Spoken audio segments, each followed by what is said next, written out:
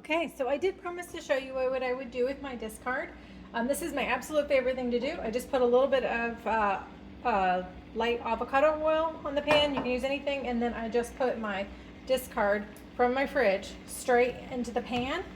And I top it with just a little bit of sesame seeds and a little bit of salt.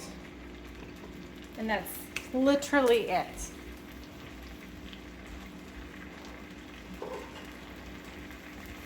This is as simple as it gets. Liquid and all, like all that extra hooch, that extra liquid that's been in the pan, you know, we leave that in anyway. We go ahead and cook it up. It has a strong sour taste in it, and that doesn't bother me. I like that. And then just as soon as it starts to fry, I will flip it up, and I like to get it a little bit dark on both sides. And then I'll show you what I love to do with it. So this is one great thing to do with it. Another thing is there are oodles of recipes online. If you start searching for discard recipes, there's pancakes and waffles. Those are some of my very favorite things to do with it. It adds lots of bubbles, really cool bubbles into your recipe. But you know how we do feed our sourdough 100% hydration. So it's 50 grams of flour and 50 grams of water.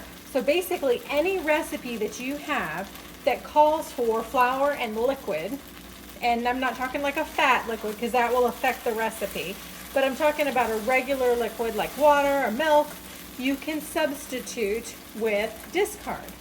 So, so if you want to use 100 grams of discard, you will have to sub out 50 grams of flour and 50 grams of the liquid. So the first time you do it's a little tricky because you may have to do a little bit of math to weigh these ingredients, and then you'll know how much to subtract out. Once you've done this once or twice, it's really easy to do, and you've got your measurements. So it's really fun. You can use cakes, you can do cinnamon rolls, and this is just a discard recipe. So the most fun part about this whole thing is when you are doing this process, when you're using these substitutions for your recipes, you know, you can make your own things at all. Like you're using all of your discard, and there's a lot of people that don't have the patience for being ready when the sourdough's ready to actually cook sourdough. And there's a lot of people that just cook with their discard. They feed it daily or weekly or every other day, every few days, and use all their discard in all sorts of recipes. So if you're struggling with sourdough, this is a good way to use your sourdough that doesn't really involve a lot of difficulty. It's just a little bit of math to feed it and then using it in a bunch of recipes. So that's a great alternative if you don't have the patience for waiting on it. All right, so this is just about ready. I like it a little bit darker. This is a little wet. So most of the time it doesn't look, sometimes the texture is a little different based on how much fermentation has gone in the discard. So just give it another little bit, and then I will show you a second one while I'm playing around with this one. But yeah, it's really cool. I just keep that sourdough discard in the fridge all the time. I add to it all the time. Every once in a while, I'll empty the whole thing out and give it a good wash. But honestly, I don't honestly really believe that it gets, I've never had it go bad on me. All right. So I think this is just about done. Let me turn up the heat. And I'm kind of about a medium heat here. I like it a little bit hot so it gets kind of fries the edges here and gets nice and crispy. But you can cook it a little hotter, a little bit lighter. The biggest thing is to make sure it's cooked all the way through. I mean, it's just discard, so there's no eggs in it, but I do like to kind of make sure it's all the way cooked. It can be a little bit gummy inside, I will say that. I could see how somebody might want to put a lid on it and steam it, especially if it's really, a very wet, very highly fermented sourdough. And the earlier stages, like if it's something that you just pulled or you just discarded, it's a lot thicker and it's really hard to spread it out. So it's kind of lumpier and it kind of turns a little bit breadier. And then the later stages, when it's really loose and liquidy, sometimes you can almost get like a crepe consistency, which this is kind of close to this. I probably could have gotten this one even thinner yet, which is my absolute favorite, because then when you fry it, it gets very, very crisp. And then you can, I cut it into wedges and you get these nice little crispy wedges. They don't always stay super crisp, but if you eat them right away, they are. So I really like that. So I think this guy is almost done. And then I will get a second one started while I show you my favorite way to top these. And I'm gonna do something a little bit different today because it sounded good. My husband was eating some pears and I thought, you know what, I think pears would be really good in this. And I've seen when people will take leftovers, like leftover, say you have some leftover pork or a little leftover steak. When you pour it into here, you can put anything you want in it, and then you can flip it and fry it, and you can have a little bit of pork in it, top it with a little bit of cilantro and a little, leftover sauce from your steaks or whatever. So yeah, this guy's happy and done. So I'm gonna pop him over here and I will get another one started.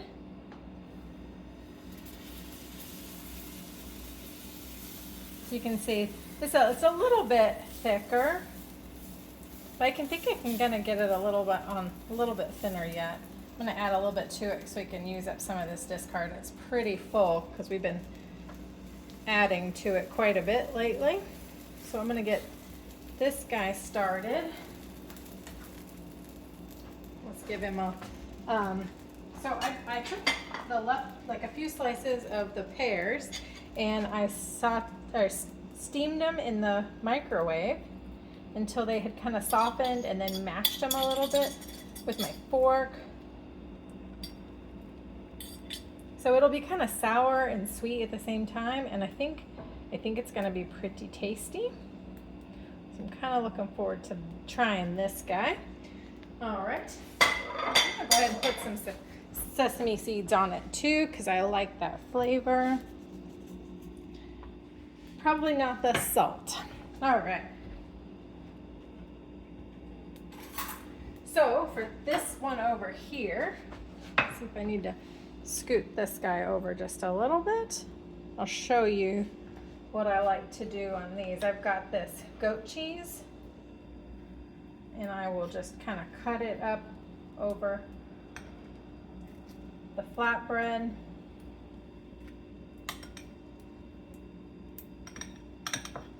I like a lot of goat cheese. Goat cheese is pretty strong, but something I really like. The fig jam is another favorite thing to put on here at this point. But my number one favorite is some honey. This is some nice local honey from the Pacific Northwest. Misbehaving Apiary.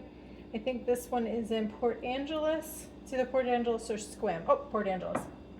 So I like to support them. I got this at a local farmer's market. All right, so that is done. We're gonna come back and flip this guy. See, it looks a little bit more like a pancake. So that one's gonna be tasty. And we will give this guy a quick cut.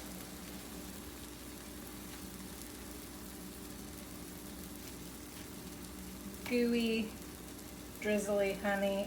You can't beat that. And some good sourdough. Walnuts would be tasty on this as well.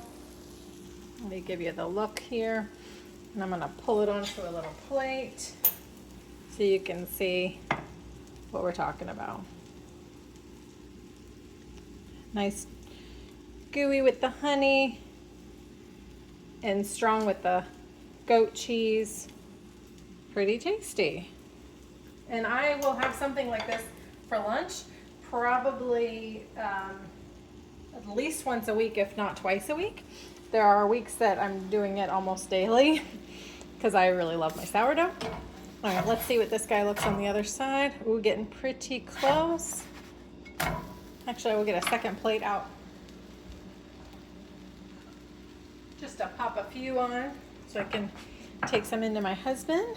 He's been watching the dogs so that they don't get too rowdy and bark while I'm making a video.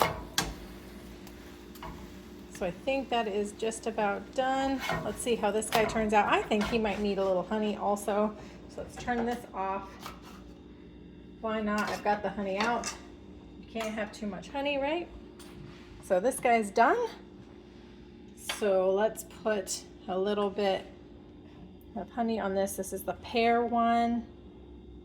And again, you can use steak, a little chimichurri sauce, a little, maybe a little leftover taco meat, and some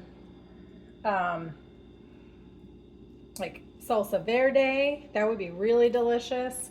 I'm not gonna put too much on because it's already got the sweet pears on it.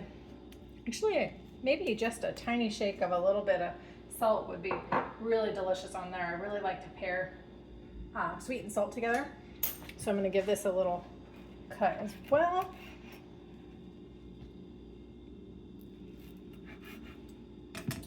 Put a couple pieces on here so you can see the pear and the honey in there. I mean, honestly, I'm kind of tempted to put cheese on this one too because I love that. Anyway, that is one of the good things I love to do with sourdough discard. Thanks so much.